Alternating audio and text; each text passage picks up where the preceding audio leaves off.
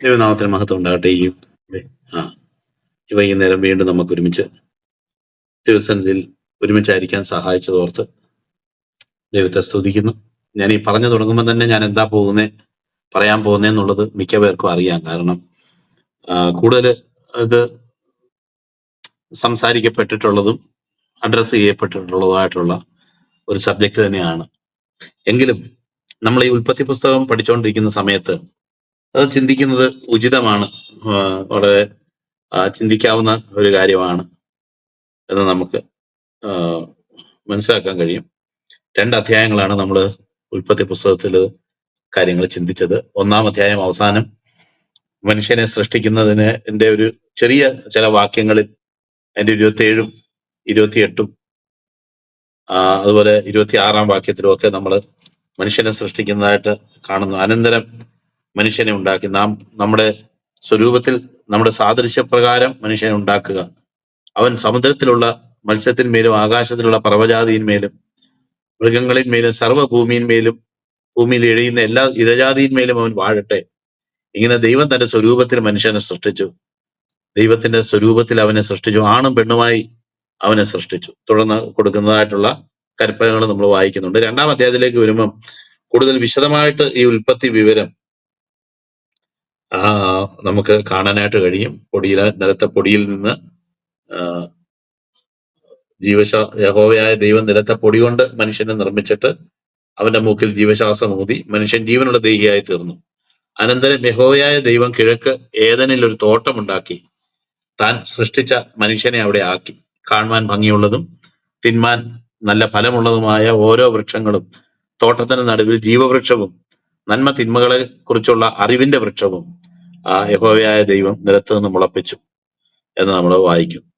തോട്ടം നനപ്പാൻ ഒരു നദി, ആ കാര്യങ്ങളൊക്കെ നമ്മൾ കഴിഞ്ഞ ദിവസങ്ങളിൽ ചിന്തിച്ചാണല്ലോ. 18-ാം വാക്യത്തിൽ നമ്മൾ വായിക്കുന്നത് മനുഷ്യൻ ഏകനായിരിക്കും നന്നല്ല, ഞാൻ അവന് തക്ക ഒരു തുണയുണ്ടാക്കി കൊടുക്കും എന്ന് അരുളി ചെയ്തു. യഹോവയായ ദൈവം ഭൂമിയിലെ സകല മൃഗങ്ങളെയും പർവ്വജാതിയും ഒക്കെ അവന്റെ മുന്നിൽ വരുവാറാക്കി അവൻ അതിനെല്ലാം പേരിട്ടു. എങ്കിലും മനുഷ്യന് തക്കതായ ഒരു തുണ കിട്ടിയില്ല എന്ന് വായിക്കുന്നു. അതുകൊണ്ട് അവന് ഗാഠനിദ്ര വരുത്തി അവൻ ഉറങ്ങിയപ്പോൾ അവന്റെ വാരിയലുകളിൽ ഒന്ന് എടുത്ത് അതിന് പകരം മാംസം പിടിപ്പിച്ചു. യഹോവയായ ദൈവം മനുഷ്യനിൽ നിന്ന് എടുത്ത വാരിയലിനെ ഒരു സ്ത്രീയാക്കി അവന്റെ അടുക്കൽ കൊണ്ടുവന്നു. അപ്പോൾ മനുഷ്യൻ, ഇത് എന്റെ അസ്ഥിയിൽ നിന്ന് അസ്ഥിയും മാംസത്തിന് മാംസവും ആകുന്നു, ഇവളെ നരനിൽ നിന്ന് എടുത്തിരിക്കയാൽ ഇവൾക്ക് നാരി എന്ന് പേരാകും. അതുകൊണ്ട് പുരുഷൻ അപ്പനെയും അമ്മയും വിട്ട് പിരിഞ്ഞ് ഭാര്യയോട് പറ്റിച്ചേരും, അവൻ ഏകദേഹമായി തീരും.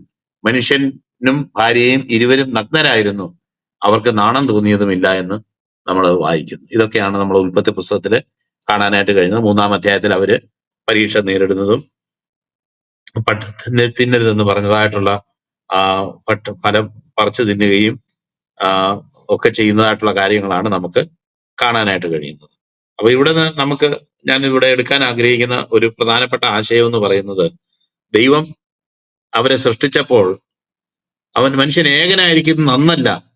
അപ്പം നമുക്ക് അറിയാം, പല കാര്യങ്ങളും വളരെ നല്ലത് എന്ന് ദൈവം കണ്ടു എന്ന് പറയുന്നത് നമുക്ക് കാണാനായിട്ട് കഴിയും. ഉണ്ടാക്കി നല്ലതെന്ന് ദൈവം കണ്ടു എന്ന് പല സൃഷ്ടിയുള്ള ബന്ധത്തിലും നമ്മൾ വായിക്കുന്നുണ്ട്. എന്നാൽ ഏകനായിരിക്കുന്ന മനുഷ്യനെ കുറിച്ച് അവിടെ പറഞ്ഞിരിക്കുന്നത്, മനുഷ്യൻ ഏകനായിരിക്കുന്നത് നന്നല്ല, അവനൊരു തുണയുടെ ആവശ്യമുണ്ട്, തുണയുണ്ടാക്കി കൊടുക്കും എന്ന് പറയുന്നതായിട്ടുള്ള കാര്യമാണ്. നമുക്കറിയാം, ദൈവത്തിന്റെ ഈ ഭാഗത്തെ തന്നെ ഒത്തിരി വിശദീകരിച്ചും വ്യാഖ്യാനിക്കപ്പെട്ടിട്ടുള്ള ദൈവവചന ഭാഗങ്ങളാണ് നമ്മൾ ഈ വായിക്കുന്നതെല്ലാം. അതുകൊണ്ട് തന്നെ ഈ ദൈവം അത് ചെയ്യാനുണ്ടായ ചേതോവികാരം എന്തെന്ന് നമ്മൾ ചിന്തിക്കുമ്പം, നമ്മളെ ഇന്നിട്ടിരിക്കുന്ന ഈ ഹെഡിങ് പോലും ദൈവം ഒരിക്കലും ഉദ്ദേശിച്ച ഒരു കാര്യം ദൈവത്തിന് അറിയത്തില്ല എന്നുള്ള അർത്ഥത്തിൽ ദൈവത്തിന്റെ ഉദ്ദേശത്തിൽ ഈ കാര്യം ഉണ്ടായിരുന്നോ? കാരണം നമുക്കറിയാം, ദൈവം ഒരു തക്ക തുണയെ ഉണ്ടാക്കി കൊടുത്തു, ഹെൽപ്മേറ്റ് എന്ന് നമ്മൾ വായിക്കുന്ന പോലെ ദൈവം ഒരു തക്ക തുണയെയാണ് ഉണ്ടാക്കി കൊടുത്തത്. ഒരു കോമ്പറ്റീറ്ററെ അല്ല, ഒരു മത്സരിക്കുന്ന വ്യക്തിയല്ല, അല്ലെങ്കിൽ ഒരു വേറെ ഏതെങ്കിലും നിലയിൽ പരസ്പരം മത്സരിച്ച് പെർഫോം ചെയ്യാൻ അല്ലെങ്കിൽ ആ നിലയിൽ ജീവിക്കാൻ ആഗ്രഹിക്കുന്ന രണ്ട് വ്യക്തികളെയല്ല. ഞാൻ പണ്ട് ഒരു കവിതയും കണ്ട് ഒരാൾക്ക് മറ്റൊരാൾ തുണയായിരിക്കുന്ന തണലായിരിക്കുന്ന ഒരു നിലവാരത്തിൽ, സ്നേഹത്തിൽ ഐക്യപ്പെട്ടിരിക്കുന്ന ഒരു നിലവാരത്തിൽ മനുഷ്യന് ആ ദൈവം കഴിഞ്ഞാൽ ഏറ്റവും അടുത്ത ഒരു കൂട്ടാളിയായിട്ടിരിക്കാനായിട്ട് ദൈവം സങ്കല്പിച്ച, ദൈവം നൽകിയ ഒരു വ്യക്തിയാണ് സ്ത്രീ എന്ന് നമുക്കവിടെ കാണാനായിട്ട് കഴിയും. അതുകൊണ്ട് നമ്മുടെ ദൈവത്തിന്റെ ഉദ്ദേശം വെച്ച് നോക്കുമ്പം നമ്മൾ ഈ പറയുന്നതൊന്നും ദൈവത്തിന്റെ ഉദ്ദേശത്തിൽ ഉണ്ടായിരുന്ന കാര്യമല്ല. എന്നാൽ നമുക്കറിയാൻ കഴിയും അതിൻ്റെ ഇടയിലാണ് ഈ പാപത്തിൽ വീഴുക എന്ന് പറയുന്ന ഒരു സംഭവം മനുഷ്യന്റെ ജീവിതത്തിൽ ഉണ്ടാവുകയും അത് കാര്യങ്ങളെയൊക്കെ മാറ്റിമറിക്കുകയും നമ്മൾ ഇന്ന് കാണുന്ന നിലയിൽ പാപം മനുഷ്യനിൽ പ്രവേശിച്ചപ്പോൾ അവന് നന്മയ്ക്കായിട്ടുണ്ടാക്കിയ എല്ലാ സാഹചര്യത്തിലും സിസ്റ്റത്തിലും അവന്റെ മൊത്തം അവന്റെ അധികാരത്തിന് കീഴിൽ കൊടുത്ത പല കാര്യങ്ങളിലും ആ ഒരു ദ്രവത്വം എന്ന് നമ്മൾ റോമർക്ക് എഴുതുന്ന ലേഖനം 8-ാം അധ്യായത്തിൽ വായിക്കുന്ന പോലെ ഒരു ഡീജനറസി അല്ലെങ്കിൽ ഒരു ഒരു ഒരു തിന്മ അതിൽ കടന്നുകൂടുകയും ചെയ്തു എന്നുള്ളതും, ഏകമനുഷ്യനായ പാപവും പാപത്താൽ മരണവും ലോകത്തിൽ കടന്നു എന്ന് നമ്മൾ സാധാരണഗതിയിൽ പല വിഷയങ്ങളോടുള്ള ബന്ധത്തിൽ പറയുന്ന പോലെ തന്നെ പാപം പ്രവേശിച്ചു കഴിഞ്ഞപ്പോൾ ഈ കാര്യങ്ങളൊക്കെ കൂടുതൽ സങ്കീർണമായിട്ട് തീർന്നു. നമുക്ക് കാണാൻ കഴിയുന്നത് പോലെ തക്ക തുണയായിട്ട് തീരേണ്ട വ്യക്തി ഒരു ശത്രുവിനെ പോലെ മനുഷ്യൻ കാണുകയും കർത്താവ് ജീവിച്ചിരുന്ന സമയത്ത് ചോദിച്ചല്ലോ, ഏത് കാരണം ചൊല്ലിയും സ്ത്രീയെ ഉപേക്ഷിക്കാൻ കഴിയുമോ എന്ന് ചോദിക്കുന്ന ഒരു അനുഭവം നമുക്ക് അവിടെ കാണാനായിട്ട് കഴിയും. അപ്പോൾ കർത്താവ് അതിന് ഉത്തരം പറഞ്ഞതും നമുക്ക് മത്തായിയുടെ സുവിശേഷം 19-20 അധ്യായങ്ങളിലൊക്കെ നമുക്ക് വായിക്കാനായിട്ട് സാധിക്കുന്നുണ്ട്. അപ്പം ഈ ഒരു കോണ്ടസ്റ്റിലാണ് നമ്മൾ ഇന്ന് ഈ കാര്യങ്ങളെ നമ്മൾ ഇന്ന് ചിന്തിക്കുന്നത്. നമുക്കറിയാം ഇതിന്റെ തന്നെ ഓർഗനൈസേഷൻസ് ഉണ്ട്, സ്ത്രീ സ്വാതന്ത്ര്യത്തിന് വേണ്ടിയുള്ള ഓർഗനൈസേഷൻ ഉണ്ട്. ഈ അടുത്ത കാലത്തായിട്ട് ഇന്ത്യയിൽ ഉണ്ടായ ചില നിയമങ്ങൾ നിമിത്തം ഞങ്ങളെ പെണ്ണുങ്ങളുടെ കയ്യിൽ നിന്ന് രക്ഷിക്കുമെന്നും പറഞ്ഞ് നടക്കുന്ന കുറച്ച് ആണുങ്ങളുണ്ട്. കാരണം അവര് പ്രത്യേകിച്ച് തെളിവൊന്നും വേണ്ട, ഒരു ഒരു ഒരു പുരുഷനെതിരെ എന്തെങ്കിലും നിലയിൽ അദ്ദേഹം എന്നെ ഉപദ്രവിച്ചെന്നോ പീഡിപ്പിച്ചെന്നോ അല്ലെങ്കിൽ ഏതെങ്കിലും ഒക്കെ ചെയ്തെന്ന് വെറുതെ ഒരു സ്റ്റേറ്റ്മെന്റ് പറഞ്ഞാൽ മതി, പ്രത്യേകിച്ച് തെളിവുകളൊന്നും ഇല്ലെങ്കിൽ പോലും അദ്ദേഹത്തെ അറസ്റ്റ് ചെയ്യാനൊക്കെ കഴിയുമെന്നൊക്കെയുള്ള ചില വകുപ്പുകളൊക്കെ കൊണ്ട് തന്നെ പല ആൾക്കാരും അതിനെ മിസ്യൂസ് ചെയ്യുകയും അങ്ങനെ കാര്യങ്ങളൊക്കെ കൂടുതൽ കൂടുതൽ കൂടുതൽ സങ്കീർണമായിട്ട് പോകുന്ന ഒരു കാലയളവിലാണ് നമ്മൾ ജീവിക്കുന്നത് എന്നുള്ളത് നമുക്ക് അറിയാം. എന്ന് മാത്രമല്ല, ഭാര്യാഭർത്തൃ ബന്ധത്തിലാണെങ്കിൽ പോലും അതിന്റെ ഫലമായിട്ട് പരസ്പരം തുണയായിരിക്കാനും സ്നേഹിക്കാനും കഴിയാതെ വണ്ണം പരസ്പരം മത്സരവും അതിൽ സെൽഫ് സെന്റേർഡ് ആയിട്ട് ചിന്തിക്കുകയും ഓരോരുത്തരുടെയും വരുമാനത്തിന്റെ ബേസില്, കഴിവിന്റെ ബേസില്, അതുപോലെ കുഞ്ഞുങ്ങളെ കൂടെ നിർത്തുന്നതിനുള്ള ബേസില്, ഈ നിലയിലൊക്കെ കുടുംബജീവിതം തകർന്നു പോകുന്ന ഒരു കാഴ്ചയാണ്. വളരെ ദയനീയമായ ചില കാഴ്ചകളാണ് നമുക്ക് കാണാൻ സാധിക്കുന്നത്. അന്നും ഇന്ന് ഈ തലമുറയെ മാത്രമല്ല, അത്തരം കാര്യങ്ങൾ വരുന്ന തലമുറയെയും കൂടെ ബാധിക്കും എന്നുള്ളതും നമുക്ക് ദൈവവചനത്തിൽ നിന്ന് നമുക്ക് അല്ല നമ്മുടെ അനുഭവത്തിൽ നിന്ന് തന്നെ നമുക്ക് കാണാൻ കഴിയുന്ന കാര്യമാണ്. സഭകളിലും ദൈവമക്കളുടെയിലും ഇത്തരം പല സങ്കീർണതകൾ ഇല്ലേ എന്ന് ചോദിച്ചു കഴിഞ്ഞാൽ നിശ്ചയമായിട്ടും ഉണ്ട്. ദൈവത്തിന്റെ യഥാർത്ഥത്തിൽ ദൈവികമായ ഒരു അനുഭവത്തിലേക്കോ രക്ഷയിലേക്കോ കടന്നു വരാത്ത ഒത്തിരി പേര് ഇതുപോലെ ഈഗോ സെൻട്രിക് ആയിട്ട് അവരുടെ സെൽഫ് സെന്റേർഡ് ആയിട്ട് ഉള്ള ജീവിതം കൊണ്ട് ഈ വളരെ നരകതുല്യമായ ജീവിതം ജീവിക്കുന്നവരായിട്ടുണ്ട്. ദൈവമക്കളാണെന്നൊക്കെ പറയുമെങ്കിൽ തന്നെ അവർക്ക് എന്താണ് കർത്താവ് ഉദ്ദേശിച്ചതെന്നും ആഗ്രഹിക്കുന്നതെന്നും ജീവിതത്തിൽ നിന്ന് മനസ്സിലാക്കാൻ കഴിയാതെ വളരെ മാനസിക പ്രയാസം അനുഭവിക്കുന്നവരായിട്ടുണ്ട് എന്ന് നമുക്ക് മനസ്സിലാക്കാം. നമുക്കറിയാമല്ലോ, ഒരു കുടുംബത്തിൽ ഉള്ള കാര്യങ്ങൾ നമ്മൾ ചിന്തിക്കുമ്പോൾ സ്ത്രീയെയും പുരുഷനെയും കർത്താവ് എങ്ങനെയാണ് വെച്ചിരിക്കുന്നത് എന്നുള്ളതും ദൈവവചനത്തിന്റെ പല ഭാഗത്തും ഡിസ്കസ് ചെയ്യുന്നുണ്ട്.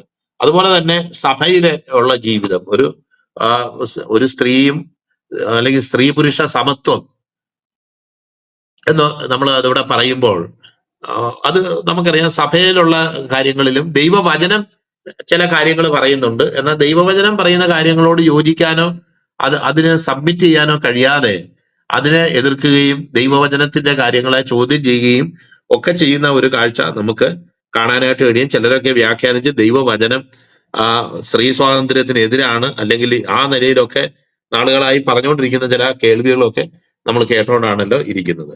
അപ്പം ഒന്നാമത് നമുക്ക് അതിൽ ചിന്തിക്കാനുള്ള കാര്യം, ഈ സമത്വം എന്നുള്ള ഒരു കാര്യം ദൈവത്തിന്റെ വചനത്തിൽ പറഞ്ഞിട്ടുണ്ടോ എന്നുള്ളതാണ്.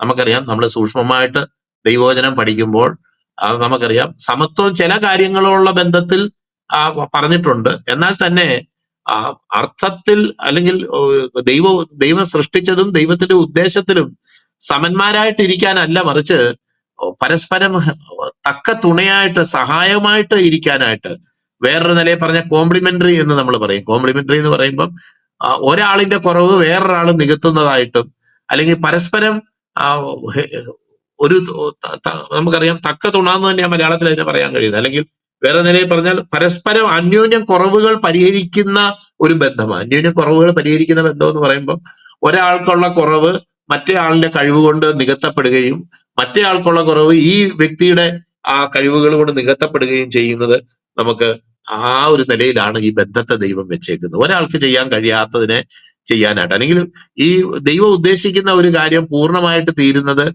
ആ സ്ത്രീയും പുരുഷനും കൂടെ ചേരുമ്പോഴാണ് എന്നുള്ളത് നമുക്ക് മനസ്സിലാക്കാം. രണ്ടുപേരെയും ദൈവം ഈക്വലായിട്ട് വെച്ചേക്കുന്നു എന്ന് നമുക്ക് ഒരിക്കലും ചിന്തിക്കാൻ കഴിയത്തില്ല. ശാരീരികമായിട്ട്, മാനസികമായിട്ട്, ആത്മീയമായിട്ടും ഒക്കെ പരസ്പരം കോംപ്ലിമെന്ററി ആയിട്ടാണ് വെച്ചേക്കുന്നു എന്നുള്ളതും. എന്നാൽ ഈക്വൽ ആണെന്ന് നമുക്ക് പറയാൻ ഏത് അർത്ഥത്തിലാണ് കഴിയുന്നത്? ഈക്വൽ ആണെന്ന് ചില കാര്യങ്ങളിൽ നമുക്ക് ഈക്വൽ ആണെന്ന് പറയാനായിട്ട് കഴിയും. കാരണം ഗലാത്യർക്ക് എഴുതുന്ന ലേഖനത്തിൽ വായിക്കുന്നു, ക്രിസ്തുവിൽ സ്ത്രീയെ കൂടാതെ പുരുഷനുമില്ല, പുരുഷനെ കൂടാതെ സ്ത്രീയുമില്ല എന്ന് നമ്മൾ വായിക്കുമ്പോൾ ഈ രക്ഷയോടുള്ള ബന്ധത്തിൽ രക്ഷിക്കപ്പെടാൻ ഇപ്പൊ ആർക്കാണ് പ്രിഫറൻസ്? ആണുങ്ങൾ രക്ഷിക്കപ്പെട്ടതിന് ശേഷമേ പെണ്ണുങ്ങൾ രക്ഷിക്കപ്പെടാൻ പാടുള്ളൂ എന്നൊന്നും ദൈവത്തിന്റെ വചനത്തിൽ പറഞ്ഞിട്ടില്ല. വിശ്വസിക്കുന്ന ഏവനും എന്ന് പറഞ്ഞ കൂട്ടത്തിൽ അത് രക്ഷ അല്ലെങ്കിൽ പാപക്ഷമ പ്രാപിക്കാൻ, യേശുക്രിസ്തുവിലെ രക്ഷ അനുഭവിക്കാൻ, ദൈവിക അനുഗ്രഹങ്ങൾ പ്രാപിക്കാൻ, അതിനൊന്നും ഒരു പ്രയോറിറ്റിയും ആർക്കും സെറ്റ് ചെയ്തിട്ടില്ല.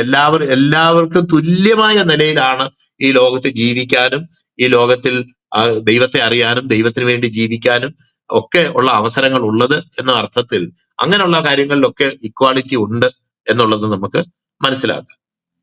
അതേസമയം തന്നെ അങ്ങനെ അല്ലാത്ത കാര്യങ്ങളിൽ ഇപ്പൊ നമുക്കറിയാം, സ്ത്രീകൾക്ക് ശാരീരികമായിട്ടുള്ള ഒരു കുടുംബത്തിലുള്ള ഫംഗ്ഷൻ എന്ന് പറയുന്നതും സമൂഹത്തിലുള്ള അവരുടെ നിലയെന്ന് പറയുന്നതും പലപ്പോഴും എല്ലാ കാര്യങ്ങളും സ്ത്രീകൾ ചെയ്യുന്നത് പുരുഷന്മാർക്ക് ചെയ്യാൻ കഴിയത്തില്ല, പുരുഷന്മാർ ചെയ്യുന്ന കാര്യങ്ങളെല്ലാം സ്ത്രീകൾക്ക് ചെയ്യാൻ കഴിയത്തില്ല. ഇന്ന് പരിശ്രമിക്കുന്ന അതിനു വേണ്ടിയാ.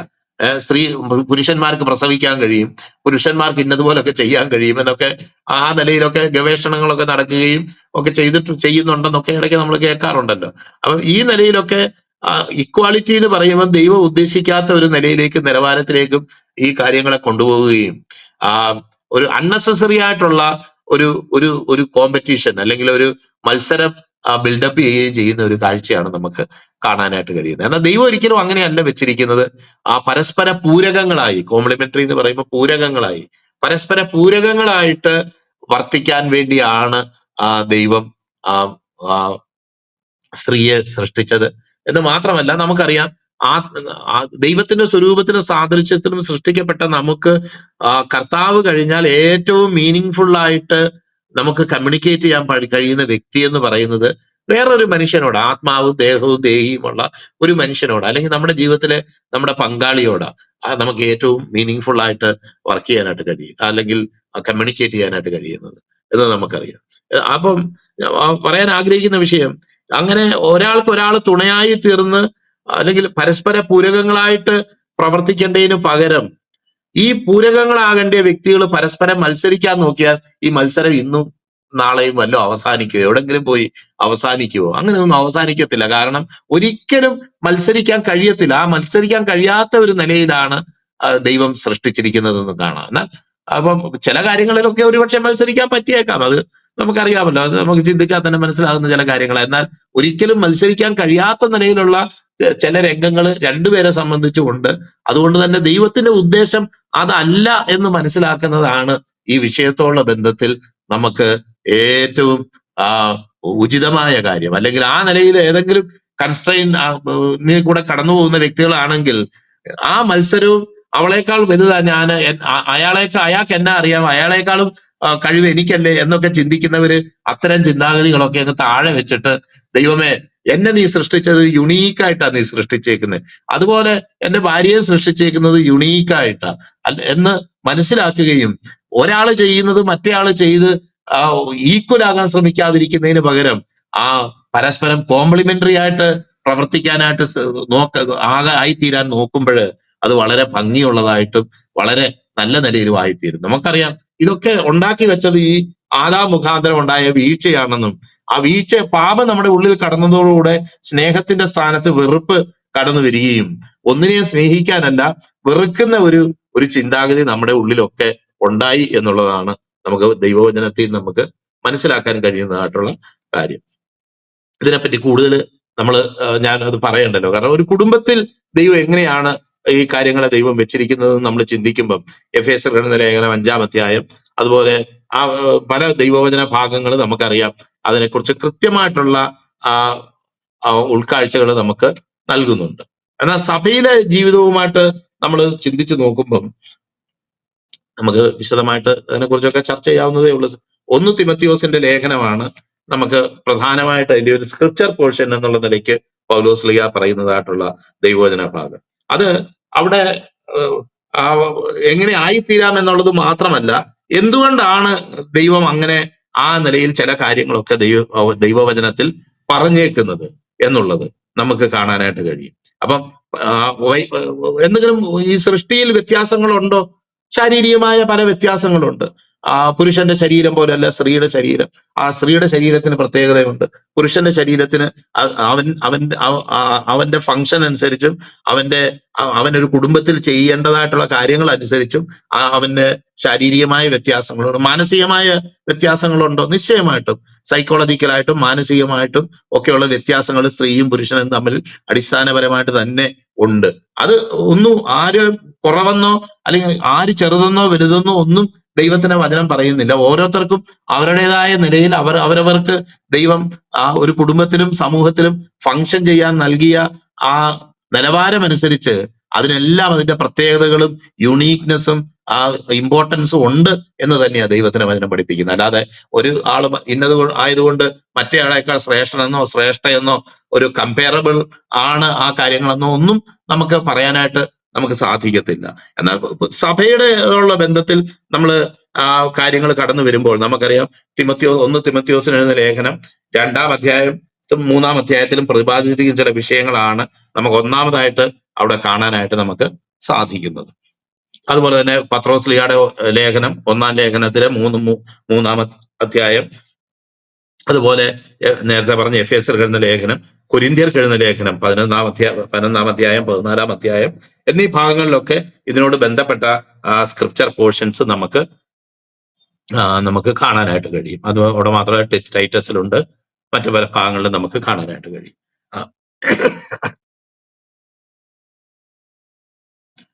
നമുക്ക് കാണാനായിട്ട് കഴിയും. അപ്പം ഒരു മിനിറ്റ്,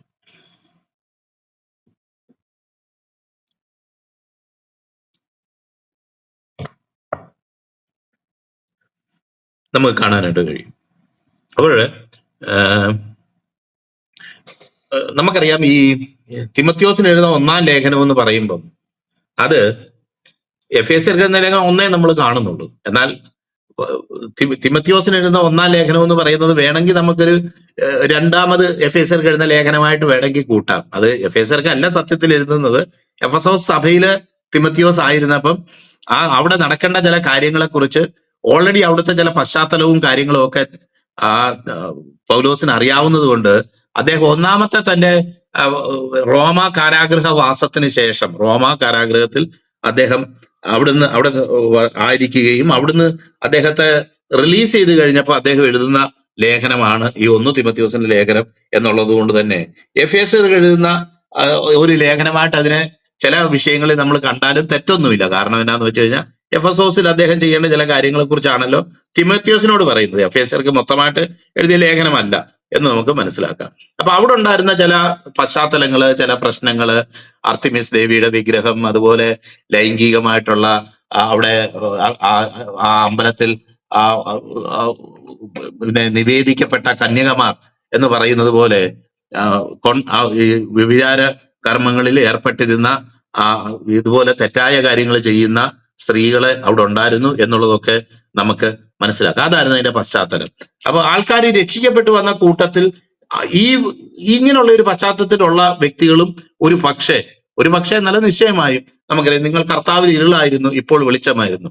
അവിടെയുള്ള വിശുദ്ധര് ആയിട്ടും ഏറ്റവും നല്ല മോറലി ഗുഡായിട്ടുള്ള ആൾക്കാർ രക്ഷിക്കപ്പെട്ടു എന്ന് നമ്മൾ വിചാരിക്കുന്നതിനേക്കാളും എല്ലാ വാക്കിലുമുള്ള ആൾക്കാർ അവിടെ മുന്നോട്ട് വരാനിടയായി തീർന്ന പാപികളും അവിടെ രക്ഷിക്കപ്പെട്ടിട്ടുണ്ട് എന്നുള്ളത് നമുക്ക് മനസ്സിലാക്കാം. അപ്പൊ ഇവിടെ പറയുന്ന പല കാര്യങ്ങൾക്കും അങ്ങനെ ഒരു പശ്ചാത്തലം കൂടുണ്ട് എന്ന് വെച്ചിട്ട് പശ്ചാത്തലം പറഞ്ഞിട്ട് ദൈവത്തിന്റെ വചനത്തിൽ വ്യക്തമായി പറഞ്ഞേക്കുന്ന കാര്യങ്ങളെ നിഷേധിക്കാനോ അതങ്ങനെ അല്ലെന്നോ പറയാനല്ല ഞാൻ ശ്രമിക്കുന്നത്.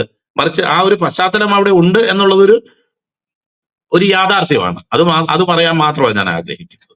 അല്ലാതെ ചില ആൾക്കാർ പശ്ചാത്തലം മാത്രം എടുത്തിട്ട് ഇന്ന് നമുക്ക് ആപ്ലിക്കബിൾ ആയിട്ടുള്ള ദൈവത്തിന്റെ വചനത്തിന്റെ കാര്യങ്ങളെ ബൈപ്പാസ് ചെയ്യാൻ വേണ്ടിയിട്ട് അത്തരം കാര്യങ്ങൾ ഉപയോഗിക്കാറുണ്ട്. അതിന് ഞാൻ പരിശ്രമിക്കുന്നില്ല. കാരണം എന്താണ് അവിടെ പറഞ്ഞിരിക്കുന്നത്, ആ പറഞ്ഞിരിക്കുന്ന കാര്യങ്ങൾക്കുള്ള കാരണവും കൂടെ പൗലോസ്ലീഹ അവിടെ കൊടുത്തിട്ടുണ്ട് എന്നുള്ളതാണ് നമുക്ക് കാണാനായിട്ട് കഴിയുന്നത്. ആദ്യം നമ്മൾ 2-ാം അധ്യായം വായിക്കുമ്പോൾ, 3-ാം അധ്യായം വായിക്കുമ്പോൾ എന്റെ വരവ് താമസിച്ചു പോയാൽ, ഞാൻ എഫെസോസിലേക്ക് വരും, എന്റെ വരവ് താമസിച്ചു പോയാൽ സത്യത്തിന്റെ തൂണും അടിസ്ഥാനവുമായ ജീവനുള്ള ദൈവസഭയാകുന്ന ആലയത്തിൽ നടക്കേണ്ടത് എങ്ങനെയെന്ന് ഞാൻ നിനക്ക് എഴുതിയിരിക്കുന്നു എന്ന് പറഞ്ഞിട്ടാണ് അവൻ ജഡത്തിൽ വെളിപ്പെട്ടു, ആത്മാവിൽ നീതീകരിക്കപ്പെട്ടു എന്നുള്ള ഭാഗങ്ങൾ നമ്മൾ വായിക്കുന്നത്. എന്നാൽ പിന്നെ എല്ലാ മനുഷ്യർക്കും വേണ്ടി നാം പ്രാർത്ഥിക്കണം, ഭക്തിയോടും സാവധാനതയോടും ഉള്ള ജീവിതം നാം കഴിക്കേണ്ടതിന്. അല്ലാതെ അവര് നന്നായിട്ട് ജീവിക്കാൻ വേണ്ടി നമ്മൾ പ്രാർത്ഥിക്കണമെന്നല്ല, നാം സർവഭക്തിയോടും ഘനത്തോടും സാവധാനതയും സ്വസ്ഥതയുമുള്ള ജീവിതം കഴിക്കേണ്ടതിന് എന്നുള്ളത് പ്രത്യേകം ശ്രദ്ധിക്കണം. നമുക്ക് സമാധാനം ഉണ്ടാകാൻ വേണ്ടി നമ്മൾ അവർക്ക് വേണ്ടി പ്രാർത്ഥിക്കണം എന്നുള്ളതാണ് അവിടെ പറയുന്ന പ്രിൻസിപ്പിള്. നമുക്കറിയാം, അന്ന് നീറോ ചക്രവർത്തിമാര് ഭരിച്ചുകൊണ്ടിരിക്കുകയും വലിയ കൊടിയ പീഡനങ്ങളിലൂടെ ദൈവസഭ കടന്നു പോവുകയും കാരാഗ്രഹത്തിൽ നിന്ന് പൗലോസ് ഇറങ്ങിയ സമയമാണ്. അപ്പം ഇത്തരം കാര്യങ്ങളിൽ ഇടറിപ്പോകാതിരിക്കത്തക്കവണ്ണം പൗലോസ്ലീഹ എന്താ ചെയ്തത്, അതിന്റെ ഒരു പ്രാക്ടിക്കൽ ടിപ്പ് തന്നെയാണ് അദ്ദേഹം തരുന്നത്. അദ്ദേഹം ഈ അധികാരസ്ഥന്മാർക്ക് വേണ്ടി എല്ലാം പ്രാർത്ഥിച്ചുകൊണ്ടിരുന്നു. അതുകൊണ്ട് ദൈവഹിത പ്രകാരമല്ലാതെ അവരുടെ ഭാഗത്തുനിന്ന് ഒരു തിന്മയും ഉണ്ടാകാതെ വണ്ണം ദൈവം അദ്ദേഹത്തെ സൂക്ഷിച്ചു. ദൈവത്തിന്റെ സമയത്തും ദൈവഹിത പ്രകാരവുമാണ് അദ്ദേഹത്തിന് സംഭവിച്ചതെല്ലാം എന്നുള്ള ഉറപ്പോടെ അദ്ദേഹത്തിന് മുന്നോട്ട് പോകാൻ കഴിഞ്ഞു. അതുകൊണ്ട് തിമോഥെയോസിനോടും പറയുന്നത് നമ്മൾ അവർക്ക് വേണ്ടി പ്രാർത്ഥിക്കണം എന്ന് പറയുന്ന കാര്യമാണ് നമുക്ക് കാണാനായിട്ട് കഴിയുന്നത്. അതിനുശേഷമാണ് നമ്മൾ താഴത്തോട്ട് നമുക്ക് വരുന്നത്. ദൈവം ഒരുവനല്ലോ, ദൈവത്തിനും മനുഷ്യർക്കും മധ്യസ്ഥനും ഒരുവൻ, എല്ലാവർക്കും വേണ്ടി മറുപടിയായി തന്നെത്താൻ കൊടുത്ത മനുഷ്യനായ ക്രിസ്തുയേശു തന്നെ. അപ്പൊ എല്ലാവർക്കും വേണ്ടി ക്രിസ്തു മരിച്ചു എന്നുള്ളതും, ആകയാൽ പുരുഷന്മാർ എല്ലായിടത്തും കോപവും ക്രോധവും വിട്ടകന്ന് വിശുദ്ധ കൈകളെ ഉയർത്തി പ്രാർത്ഥിക്കണം എന്നും ഞാൻ ആഗ്രഹിക്കുന്നു. അപ്പൊ ഈ സകല മനുഷ്യർക്കും എന്ന് പറഞ്ഞു തുടങ്ങി മുകളിൽ തൊട്ട് പറയുന്ന കാര്യം എന്ന് പറയുന്നത് എല്ലാം ഈ സ്ത്രീകളെ കുറിച്ചും പുരുഷന്മാരെ കുറിച്ചും ആണ് പറഞ്ഞേക്കുന്നത്. രണ്ടുപേരെ ഉദ്ദേശിച്ച പല പല പല പല പ്രാവശ്യം ഈ സകല മനുഷ്യരും എന്നുള്ള അർത്ഥത്തിലുള്ള ഗ്രീക്ക് പദം അവിടെ ഉപയോഗിച്ചിട്ടുണ്ട് എന്നാണ് നമുക്ക് അത് പഠിക്കുമ്പോൾ നമുക്ക് മനസ്സിലാക്കാൻ കഴിയുന്നത്. എന്നാൽ 8-ാം വാക്യത്തിലേക്ക് വരുമ്പോൾ നമുക്ക് കാണുന്നത് അവിടെ പുരുഷന്മാർ എന്നുള്ളത് മാത്രമാണ് പറഞ്ഞേക്കുന്നത്. അപ്പം പുരുഷന്മാർക്ക് ദൈവസഭയിൽ ഒരു പ്രത്യേക റോളുണ്ട്. അതുപോലെ തന്നെ സ്ത്രീകൾക്കും ദൈവസഭയില് ചില കാര്യങ്ങൾ ചെയ്യാനായിട്ടുണ്ട്. അപ്പം നമുക്കറിയാം, ഇങ്ങനെ കോപവും ക്രോധവും വിട്ടകന്ന് വിശുദ്ധ കൈകളെ ഉയർത്തി പ്രാർത്ഥിക്കണമെന്നും അവിടെ സ്ത്രീകളും യോഗ്യമായ വസ്ത്രം ധരിച്ച് ലജ്ജാശീലത്തോടും സുബോധത്തോടും കൂടെ തങ്ങളെ അലങ്കരിക്കണം എന്നും അവിടെ എഴുതിയേക്കുന്നു. എന്ന് മാത്രമല്ല, പുറമേയുള്ള കാര്യങ്ങൾക്കല്ല പ്രാധാന്യം കൊടുക്കേണ്ടത് എന്ന് അവിടെ പ്രത്യേകം എടുത്തു പറഞ്ഞിട്ടുണ്ട്. അതിന്റെ പ്രയോറിറ്റി അവിടെ പറഞ്ഞേക്കുന്നത്. അല്ലാതെ വസ്ത്രം കൊടുക്കരുതെന്നോ തലമുടി കെട്ടിവെക്കരുതെന്നോ അല്ലെങ്കിൽ ആ നിലയിലുള്ള കാര്യങ്ങൾക്ക്, അതിന് ഈ ബാഹ്യമായ ഒരുക്കങ്ങൾക്കും വസ്ത്രത്തിനും പൊന്നിനും അമിത പ്രാധാന്യം കൊടുത്ത് ആത്മീയ കാര്യങ്ങൾക്ക് പ്രാധാന്യം കൊടുക്കാത്ത ഒരു നിലവാരത്തിൽ നിങ്ങളായി തീരരുത് എന്ന് പറഞ്ഞതിന് ശേഷമാണ് സഭയിൽ നടക്കുന്ന ചില കാര്യങ്ങളെക്കുറിച്ച് അവിടെ പറഞ്ഞേക്കുന്നത്. അവിടെ നമുക്കറിയാം, അത് വളരെ വ്യക്തമായിട്ട് അവിടെ എഴുതിയിട്ടുണ്ട്. കൊരിന്ത്യർ ലേഖനത്തിലും അത് തന്നെ പറഞ്ഞിട്ടുള്ളത് നമുക്ക് കാണാം. സ്ത്രീ മൗനമായിരുന്ന് പൂർണ്ണ അനുസരണത്തോടും കൂടെ പഠിക്കട്ടെ. മൗനമായിരിക്കാൻ അല്ലാതെ ഉപദേശിപ്പാനോ പുരുഷന്റെ മേൽ അധികാരം നടത്തുവാനോ ഞാൻ സ്ത്രീയെ അനുവദിക്കുന്നില്ല എന്ന് പൗലോസ്ലീഹ അവിടെ പറയുക.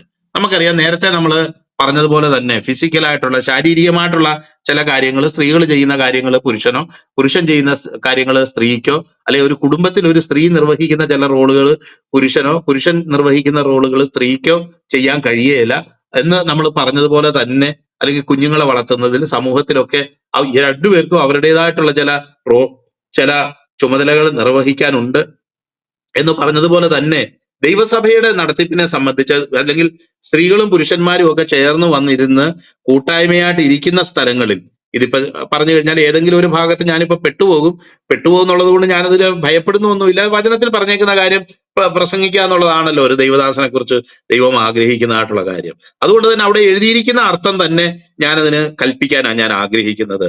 സ്ത്രീ മൗനമായിരുന്ന പൂർണ്ണ അനുസരണത്തോടും കൂടെ സഭായോഗങ്ങളിൽ പഠിക്കട്ടെ. നമുക്കറിയാം ഒത്തിരി കോൺഗ്രിഗേഷൻസ്, ഒത്തിരി കൂട്ടായ്മകള് ഇന്ന് സ്ത്രീകളെ പാസ്റ്റർമാരായിട്ടും അതുപോലെ ബിഷപ്പുമാരായിട്ടും ഒക്കെ ഓർഡൈൻ ചെയ്ത് ഇന്നൊന്നും അല്ല, അത് തുടങ്ങിയിട്ട് കുറെ നാളുകളായി. ഞാനും ജോസ് ഡോക്ടറും കൂടെ ഞങ്ങൾ ഒരു സ്റ്റുഡൻസ് ക്യാമ്പ് ഒരുമിച്ച് ഞങ്ങൾ അറ്റൻഡ് ചെയ്തപ്പോൾ അവിടുത്തെ പ്രധാന അച്ഛൻ എന്ന് പറയുന്ന ഒരു സ്ത്രീയാ. അത് CSIക്കാരുടെ ഒരു ഒരു ഒരു ഒരു സെന്റർ അത്. അപ്പൊ ആ ഒരു സ്ത്രീ അവിടുത്തെ ഒരു പ്രധാനപ്പെട്ട പാസ്റ്റർ എന്ന് പറയുന്നത്. കാരണം അത് അന്നേ തുടങ്ങിയത്, ഇന്നൊന്നും അല്ല, 10-30 വർഷം മുന്നേ, 35 വർഷം മുന്നേ തുടങ്ങിയിട്ട് ഞങ്ങൾക്ക് നേരിട്ട് അറിയുന്ന ഒരു കാര്യമാണ്. അതുപോലെ തന്നെ മറ്റ് പല സഭകളിലും അതുപോലെ സ്ത്രീകളെ പാസ്റ്റർമാരാക്കി വെച്ചിരിക്കുന്നു. അവർക്കും പറയാനായിട്ട് പല ന്യായങ്ങളുണ്ട്. നമ്മൾ യൂട്യൂബ് ഒക്കെ എടുത്തു നോക്കുമ്പോൾ അതിനെയും നീതീകരിക്കുകയും അതിന്റെ സ്ക്രിപ്ചറൽ ബേസിസ് എന്നും പറഞ്ഞ് പറഞ്ഞിരിക്കുന്ന കാര്യങ്ങളൊക്കെ നമുക്ക് കാണാനായിട്ട് കഴിയും. എന്നാൽ ഡയറക്റ്റായിട്ട് ദൈവത്തിന്റെ വചനത്തിൽ പറഞ്ഞിരിക്കുന്ന ഒരു കാര്യത്തെ വേറെ ഏതെങ്കിലും സാഹചര്യങ്ങളോ ഇതോ വെച്ചിട്ട് അതിനെ അതിനെ ലൈറ്റ് ആക്കാനും അതിനെ ബൈപ്പാസ് ചെയ്യാനും ശ്രമിക്കാതെ അവിടെ എഴുതിയിരിക്കുന്ന കാര്യം എഴുതിയിരിക്കുന്നത് പോലെ പറയാൻ ഞാൻ ആഗ്രഹിക്കുകയാണ്. അതുകൊണ്ട് തന്നെ സഭായോഗങ്ങൾ കൂടുക, പുരുഷനും സ്ത്രീയും എല്ലാവരും, പുരുഷന്മാരും സ്ത്രീകളും എല്ലാം കൂടെ ചേർന്ന് കൂടിയിരിക്കുന്ന ഒരു സഭയിൽ ഒരിക്കലും ഒരു സ്ത്രീ അധികാരത്തോടു എന്ന് പറഞ്ഞിട്ട് നമുക്കറിയാമല്ലോ, ഒരു സഭ കൂടുമ്പോൾ പാട്ട് പാടുന്നുണ്ട്, മറ്റു പല കാര്യങ്ങൾ ചെയ്യുന്നുണ്ട്, നിങ്ങൾ ഇനിയും തൊട്ട് പാടാൻ പാടില്ല, അതുപോലെ സാക്ഷ്യം പറയാൻ പാടില്ല എന്നുള്ള ഒരു അർത്ഥത്തിലല്ല പറഞ്ഞേക്കുന്നത് എന്നുള്ളത് പറഞ്ഞേക്കുന്നത് കൊണ്ട് തന്നെ നമുക്കറിയാം. ചില ആൾക്കാർ എന്ത് ചെയ്യുമെന്ന് വെച്ച് കഴിഞ്ഞാൽ ഇതിനെ എങ്ങനെങ്കിലും ഒന്ന് നെഗേറ്റ് ചെയ്യാനായിട്ട് അല്ലെങ്കിൽ അതിനെ ഒന്ന് ഇല്ലായ്മ ചെയ്യാൻ വേണ്ടി എക്സ്ട്രീം ആയിട്ടുള്ള ചില സാഹചര്യങ്ങൾ കൊണ്ടുവന്നിട്ട് കണ്ടോ, അപ്പൊ ഇനിയും തൊട്ട് പാട്ട് പാടേണ്ടതാ പറഞ്ഞേക്കുന്നത്, ഇനിയും തൊട്ട് പിന്നെ സാക്ഷ്യം പറയേണ്ടതാ പറഞ്ഞേക്കുന്നത്, ഇനിയും തൊട്ട് ഇങ്ങനെ ചെയ്യരുതെന്നാ പറഞ്ഞേക്കുന്നത് അല്ലേന്നൊക്കെ ചോദിക്കുക. അങ്ങനെയല്ല ഉദ്ദേശിക്കുന്നത് എന്നുള്ളത് നമുക്ക് വളരെ വ്യക്തമായിട്ട് അറിയാമല്ലോ. എന്നാൽ അവിടെ അന്നത്തെ സാമൂഹ്യ സാഹചര്യവും ഒരുപക്ഷെ കാരണമായേക്കാം.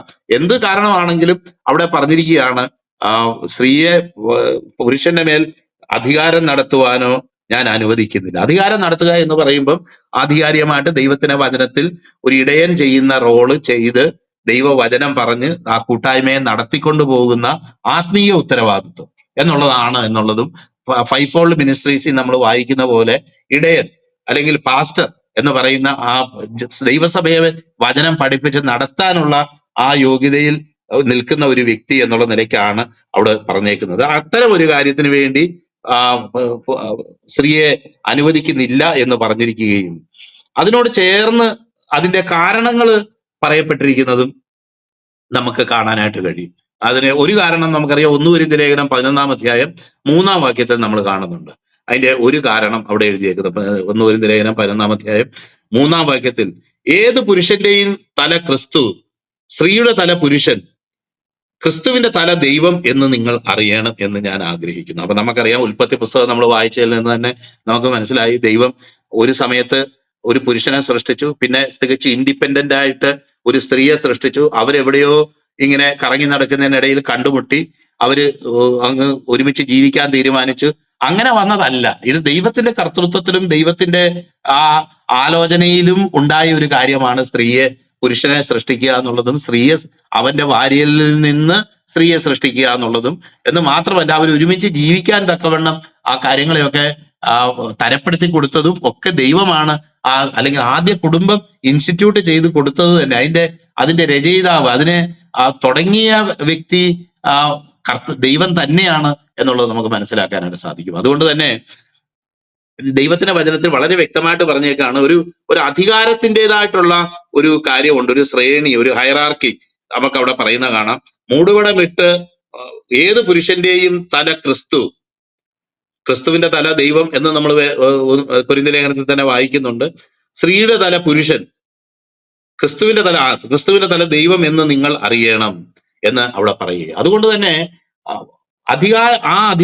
അധികാര നിമിത്തം അത് പറയുന്നത് ഫങ്ഷണൽ ആയിട്ടുള്ള കാര്യമാണ് എന്ന് നമുക്ക് ഈ കൊരിന്ത്യർ ലേഖനത്തിൽ തന്നെ നമുക്കറിയാം. 15-ാം അധ്യായം വായിക്കുമ്പോൾ അവിടെ എഴുതിയിട്ടുണ്ട്, സകല വാഴ്ചയ്ക്കും കർത്തൃത്വത്തിനും എല്ലാം അതിന് അവസാനം വരുത്തിയ ശേഷം പുത്രൻ പിതാവിന് കീഴടങ്ങിയിരിക്കും. എന്ന് പറഞ്ഞിട്ട് രാജ്യം പിതാവായ ദൈവത്തെ ഏൽപ്പിക്കും എന്ന് പറയുമ്പോൾ ഈ വചനത്തിൽ ഞാനിത് ആദ്യമായിട്ട് കേൾക്കുന്നത് 1984 ഒരു വിവാഹത്തിനെ സംബന്ധിക്കുമ്പോൾ അന്ന് നമ്മുടെ ഇടിച്ചെറിയ നൈനാൻ സാറ് വളരെ ചെറിയ പ്രായമാണ്. അദ്ദേഹം ഈ പ്രസംഗിച്ച് ആദ്യം കേൾക്കുന്നത് ഈ പിതാവിന് പുത്രൻ കീഴടങ്ങിയിരിക്കും എന്ന് പറയുന്നതും അതുപോലെ സ്ത്രീ പുരുഷന് കീഴടങ്ങിയിരിക്കണമെന്ന് പറയുന്നതും എല്ലാം ഒരു വാക്കിൽ നിന്നാണ്, ഒരു ഗ്രീക്ക് പദമാണ് അതിന് ഉപയോഗിച്ചേക്കുന്നതെന്ന് അദ്ദേഹം പറഞ്ഞു കേട്ടപ്പം എനിക്ക് ഈ കീഴടങ്ങിയിരിക്കുന്നതിനെ കുറിച്ച് ഭയങ്കര അങ്ങ് സന്തോഷം തോന്നി. കാരണം വേറെ ഏതെങ്കിലും നിലയിൽ പിന്നെ പേടിച്ച് കീഴടങ്ങിയിരിക്കണമെന്നോ അല്ലെങ്കിൽ ഇന്ന് ചിലർ ചെയ്യുന്നത് പോലെ ഭീഷണിപ്പെടുത്തിയും അടിച്ചും തല്ലിയും കീഴടക്കണമെന്നോ ഒന്നുമല്ല പറയുന്നത്. ദൈവകൃപയിൽ ഓരോരുത്തർക്ക് ദൈവം നൽകിയ ആ സ്ഥാനം അനുസരിച്ച് ദൈവകൃപയിൽ കീഴ്പ്പെട്ടിരിക്കുന്ന കാര്യമാണ് ദൈവത്തിന്റെ വചനത്തിൽ പറയുന്നത്. അല്ലാതെ ഞാനാണ് കഷ്ടപ്പെടുന്നത്, എനിക്കാണ് വരുമാനമുള്ളത്, ഇന്നൊന്നും അങ്ങനെ പലപ്പോഴും പറയാൻ കഴിയത്തില്ലല്ലോ. അല്ലെങ്കിൽ ഞാനാണ് ശക്തനായിട്ടുള്ള വ്യക്തി, അല്ലെങ്കിൽ ഭീഷണിപ്പെടുത്തി കീഴ്പ്പെടുത്തുക, അങ്ങനെയുള്ള ഒരു കാര്യത്തെക്കുറിച്ചേ അല്ല ദൈവത്തിന്റെ വചനം കീഴടങ്ങുക എന്ന് പറയുന്നത് കൊണ്ട് അർത്ഥമാക്കുന്നത് എന്ന് പറയും. ഞാൻ ഇവിടെ സാധാരണഗതി പറഞ്ഞിട്ടുണ്ട്. എന്താ ഈ കീഴടങ്ങുക? പുത്രൻ പിതാവിന് കീഴടങ്ങുക എന്ന് പറയുന്നതിന്റെ അർത്ഥം എന്താ? അർത്ഥം എന്ന് പറയുന്നത് പുത്രന് ദൈവം നൽകിയേക്കുന്ന ചില ഫങ്ഷൻസ് ഉണ്ട്, പിതാവായ ദൈവം ചെയ്യുന്നതായിട്ടുള്ള ചില കാര്യങ്ങളുണ്ട്, പരിശുദ്ധാത്മാവ് നിവർത്തിക്കുന്നതായ ചില കാര്യങ്ങളുണ്ട്. അത് നിവർത്തിക്കപ്പെടേണ്ടതുപോലെ നിവർത്തിക്കപ്പെടണമെങ്കിൽ ഈ കീഴടങ്ങൽ ആവശ്യമാണ്. ഇപ്പം നമ്മൾ പറയുന്നത് ഇപ്പം ഒരു മേശ എടുത്ത് വെക്കണമെങ്കിൽ കാല് താഴെയും അതിന്റെ ആ മേശയുടെ പ്രതലം മീതയിലുമായിട്ട് വെക്കണമല്ലോ. തിരിച്ചു വെച്ചാൽ അത് ഒരിക്കലും അത് ഫങ്ഷണലായിട്ട് ശരിയാകത്തില്ല. കാരണം അതിന്റെ പർപ്പസ് അത് സെർവ് ചെയ്യത്തില്ല. അതാ ഈ ഫങ്ഷണൽ എന്ന് പറയുന്നതിന്റെ അർത്ഥം. അതുപോലെ നമ്മൾ ഉപയോഗിക്കുന്ന പല ഉപകരണങ്ങൾക്കും കാര്യങ്ങൾക്കും ഒക്കെ ഇന്നത് ഇപ്പൊ നമ്മുടെ കാറിന്റെ ടയർ പറയും ഇത്രയും നാൾ ഞാൻ നിലത്ത് കിടന്ന് ഇങ്ങനെ ഒരയുകയായിരുന്നു, ഇനി എനിക്ക് ഇതിന്റെ മീതെ കയറി ഇരിക്കണമെന്ന് പറഞ്ഞുകൊണ്ട് വല്ല കാര്യമുണ്ടോ എന്ന് പറയുന്നത് പോലെയാ ഈ ഫങ്ഷണൽ എന്ന് പറയുന്നത്. നമുക്ക് നൽകിയിട്ടുള്ള അത് വചനത്തിൽ വായിക്കുന്നുണ്ട്, അതത് വ്യാപാരത്തിന്റെ പ്രവർത്തനത്തിന് ഉദവി ലഭിക്കാൻ തക്കവണ്ണം എന്ന് വായിക്കുന്ന പോലെ നമ്മൾ ക്രിസ്തുവിന്റെ ശരീരത്തിലെ അവയവമാണെങ്കിൽ നമുക്കും അതുപോലെ ഒരു ഫങ്ഷൻ ദൈവം തന്നിട്ടുണ്ട്. നമുക്ക് ആ ശരീരത്തിന് ആത്മീയവർധന വരുത്താനും ശരീരത്തിൽ ഇരുന്ന് അതിന്റെ ഭാഗമായിരിക്കാനും തക്കവണ്ണം കഴിയണമെങ്കിൽ നമുക്ക് തന്നേക്കുന്ന ഒരു സ്ഥാനമുണ്ട്. ഈ സ്ഥാനത്തിന് യഥാസ്ഥാനം എന്ന് പറയുന്നത്, അതുപോലെ വിശുദ്ധന്മാരുടെ യഥാസ്ഥാനത്തിന്റെ ശുശ്രൂഷ. എവിടെയാണോ ഞാൻ ഇരിക്കേണ്ടത് ആ സ്ഥാനത്ത് ഞാൻ എത്തുക, അല്ലെങ്കിൽ ദാസന്മാരുടെ ശുശ്രൂഷ നിമിത്തം ഞാൻ ആ ഭാഗത്ത് എത്തുക എന്ന് പറയുന്നത് പോലെ തന്നെ യഥാസ്ഥാനം എന്നുകൊണ്ട് ഉദ്ദേശിക്കുന്നത്. എന്ന് പറഞ്ഞതുപോലെ തന്നെയാണ് നമുക്ക് മനസ്സിലാക്കാൻ കഴിയുന്നത് ഈ ദൈവസഭയോടുള്ള ബന്ധത്തിൽ സ്ത്രീകൾ ചെയ്യേണ്ടതായിട്ടുള്ള ഉത്തരവാദിത്തങ്ങൾ എന്താണ്, പുരുഷന്മാർ ചെയ്യേണ്ട ഉത്തരവാദിത്തങ്ങൾ എന്താണ്. അതേസമയം ആരും ആരെക്കാൾ ചെറുതോ വലുതോ എന്നുള്ളതല്ല അവിടെ പറയുന്നത്. പണ്ട് ഏതൊരു ഇതുണ്ട്, ആ കവിത ഞാൻ പാടുന്നില്ല. അപ്പൊ ഒരാള് ചോദിച്ച് എന്നാ സുഖമാണോ എന്ന് ചോദിച്ചപ്പോ ഓരോരുത്തരും ഇരിക്കേണ്ട സ്ഥാനത്ത് അവനവൻ ഇരുന്നാൽ എല്ലാവർക്കും സുഖമാണെന്ന് പറഞ്ഞ ഒരു തമിഴ് ഇതുണ്ടെന്ന് ഞാൻ കേട്ടിട്ടുണ്ട്. എന്ന് പറഞ്ഞ അത് കേൾക്കുമ്പോൾ എനിക്ക് ഭയങ്കര തമാശ തോന്നും. കാരണം ശരിയാ, ദൈവം നമ്മളെ ആക്കി വെച്ച സ്ഥാനത്തും ആക്കി വെച്ച നിലവാരത്തിലും നമ്മൾ ഇരിക്കുന്നതാണ് നമുക്കളെ കുറിച്ചുള്ള ഭംഗി, നമുക്കുള്ള ഏറ്റവും ശ്രേഷ്ഠമായിട്ടുള്ള കാര്യം. അത് ചിലപ്പം നമുക്ക് ഇന്ന് രാവിലെ ഞാനൊരു ഗാനം കേൾക്കുകയായിരുന്നു. അപ്പം കർത്താവിന്റെ അടിമയായിട്ട് ഇരിക്കുന്നതാണ് ഒരു ദൈവ പൈതലിനെ സംബന്ധിച്ചോളം ഏറ്റവും വലിയ സ്വാതന്ത്ര്യം.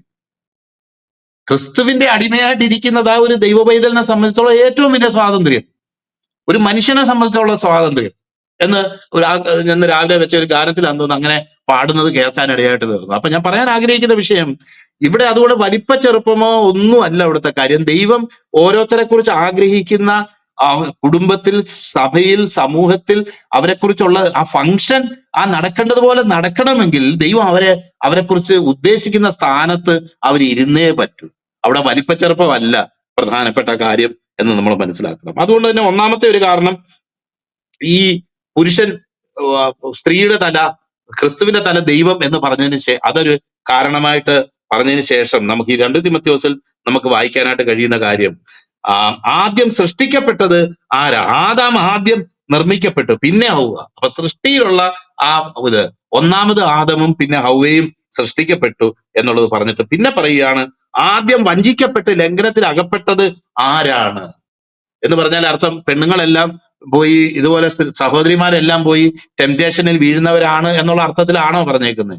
അങ്ങനെയല്ല അത് പറഞ്ഞേക്കുന്നത്. അങ്ങനെ തെറ്റിദ്ധരിക്കാൻ അവിടെ കാര്യമില്ല. കാരണം അവരുടെ ഒരു പ്രശ്നത്തെ ഒരു പുരുഷനും ഒരു സ്ത്രീയും കൂടെ സമീപിക്കുമ്പോൾ അവരെ ദൈവം എങ്ങനെ സൃഷ്ടിച്ചിരിക്കുന്നുവോ അവരുടെ ഏത് മാനസികാവസ്ഥയാണ് അവർക്കുള്ളത് എന്നതിനനുസരിച്ച് രണ്ടുപേരും പ്രശ്നങ്ങളെ കാണുകയും അവലോകനം ചെയ്യുകയും ചെയ്യുന്നതിന് വ്യത്യാസമുണ്ട്.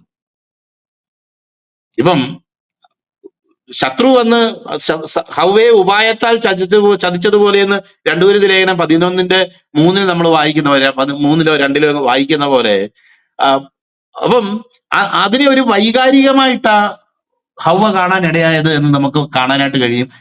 എന്ന് മാത്രമല്ല ദൈവം ഈ കൽപ്പനകൾ കൊടുക്കുമ്പം ഹവ്വ ഇല്ലായിരുന്നു. ഈ കാര്യങ്ങൾ പറഞ്ഞു കൊടുക്കേണ്ട ഉത്തരവാദിത്വം ആദാമിനായിരുന്നു ഉണ്ടായിരുന്നത്. എന്നാൽ ആദാം ആ കാര്യങ്ങളെയൊക്കെ നിശ്ചയമായിട്ടും പറഞ്ഞു കൊടുത്തു കാണും. അതുകൊണ്ട് തന്നെയാണ് പിശാച് ചോദിക്കുമ്പം അതിൽ നോക്കുക പോലും ചെയ്യരുതെന്നോ ഒരു എക്സ്ട്രാ കൂടെ ആഡ് ചെയ്യുന്നുണ്ട്. അവിടെ ഹവ്വ പറയുമ്പോഴത്തേക്ക് അയ്യോ അത് നമുക്കറിയാം ആ വാക്യം വേണമെങ്കിൽ ഞാൻ അടുത്ത് വായിക്കാം. തൊടുക പോലും വരുന്നോ നോക്കുക പോലും ഒരു എക്സ്ട്രാ എലമെന്റ് കൂടെ ആഡ് ചെയ്തിട്ടാ പറയുന്നത്. പിന്നെ 3-ാം അധ്യായം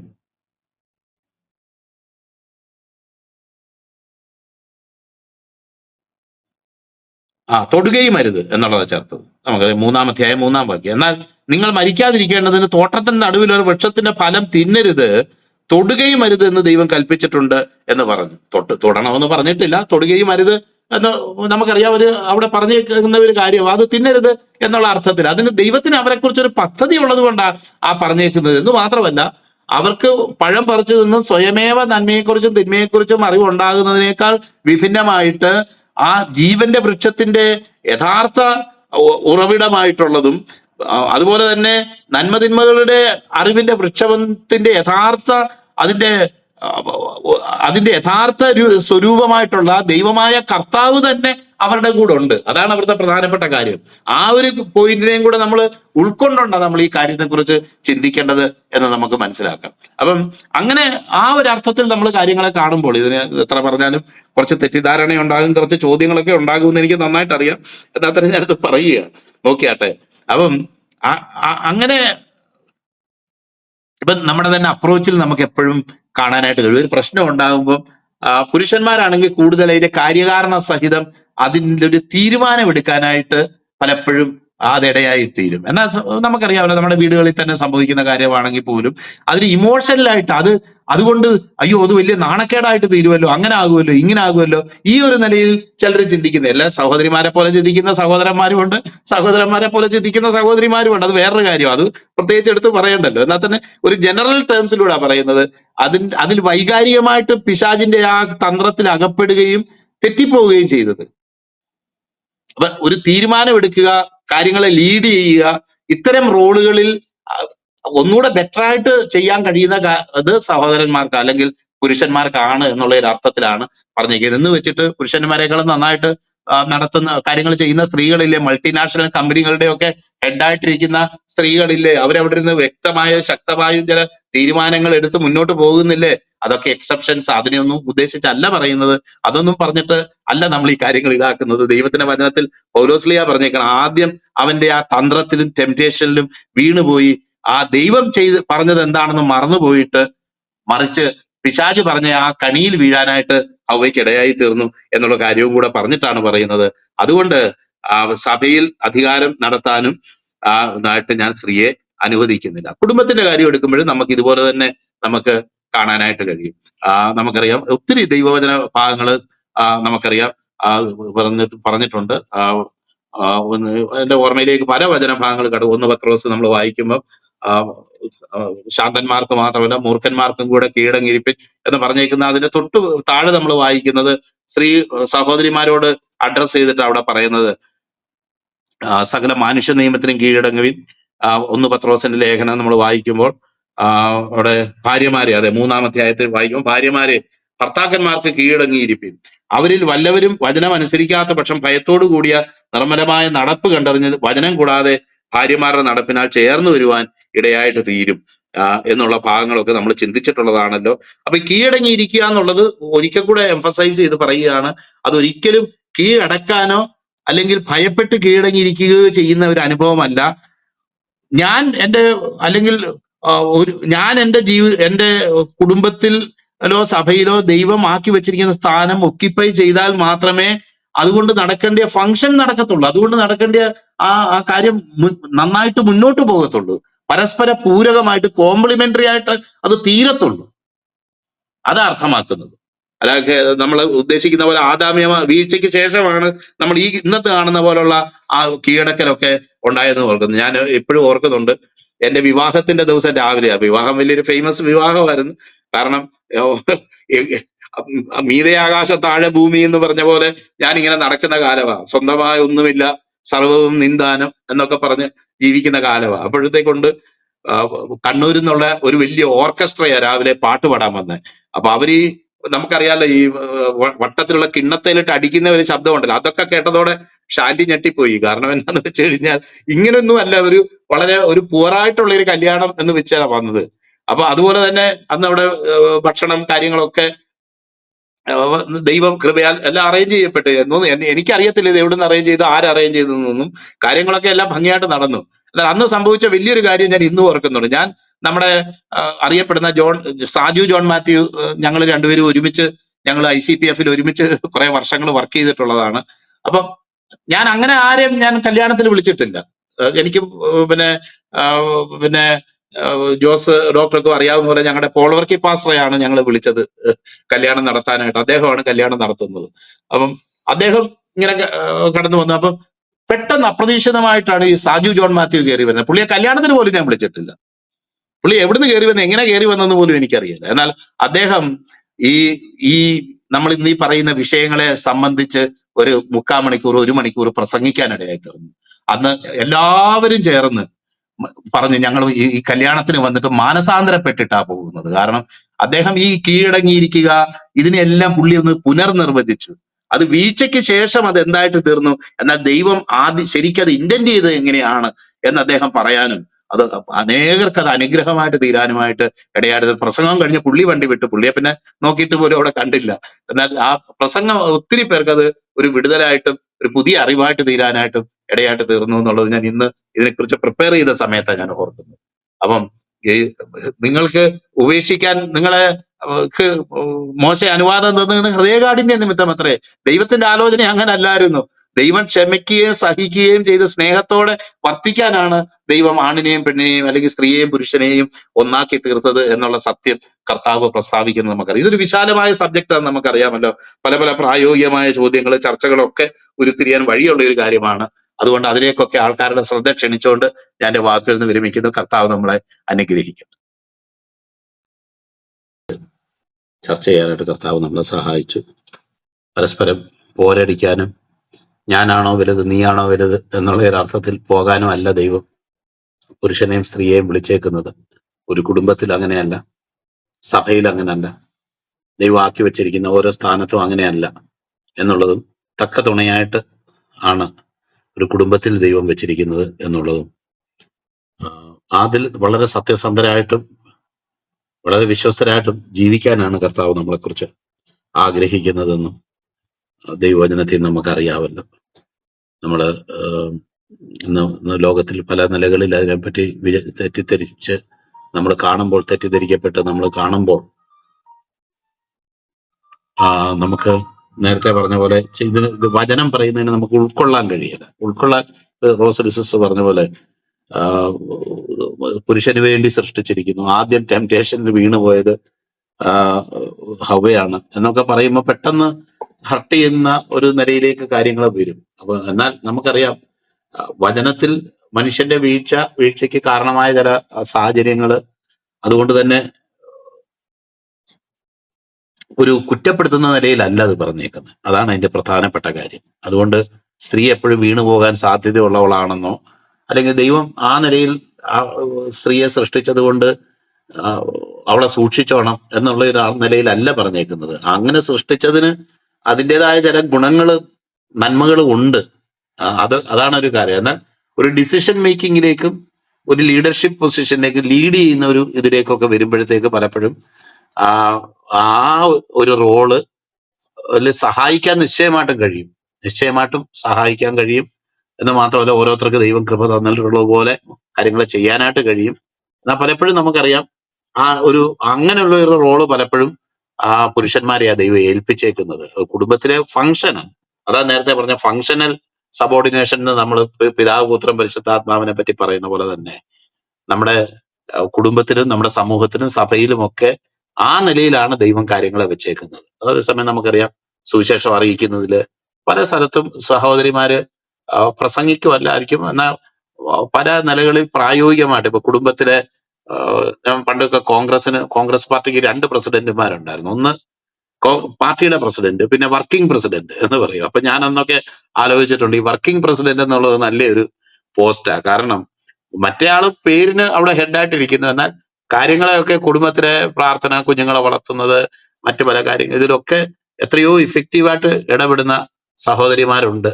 ആ ദേശത്തെ തന്നെ രൂപാന്തരപ്പെടുത്തിയിട്ടുള്ള ചില സഹോദരിമാരുണ്ട് എന്നൊക്കെ, ലേഡി മിഷനറിമാരുണ്ട്, കർത്താവിന്റെ ദാസിമാരുണ്ട് എന്നൊക്കെ ഉള്ളത് നമുക്ക് വളരെയധികം വായിച്ച് നമുക്ക് പരിചയമുള്ള കാര്യങ്ങളാണല്ലോ.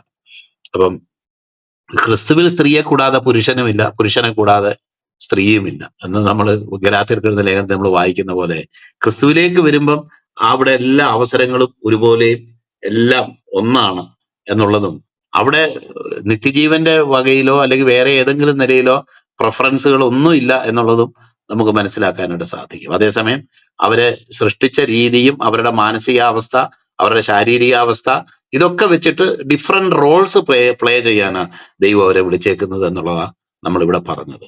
അത് ഒരിക്കലും അങ്ങോട്ടും ഇങ്ങോട്ടും സബ്സ്റ്റിറ്റ്യൂട്ട് ആകാനായിട്ട് പറ്റത്തില്ല ഒരു പക്ഷേ, എന്നാൽ അവരവരുടെ റോൾസ് ഭംഗിയായിട്ട് ചെയ്യുമ്പം അത് ദൈവനാമ മഹത്വത്തിന് ഇടയായിട്ട് തീരും എന്നുള്ളതാണ് നമുക്ക് ചിന്തിക്കാനായിട്ട് കഴിയുന്നത്.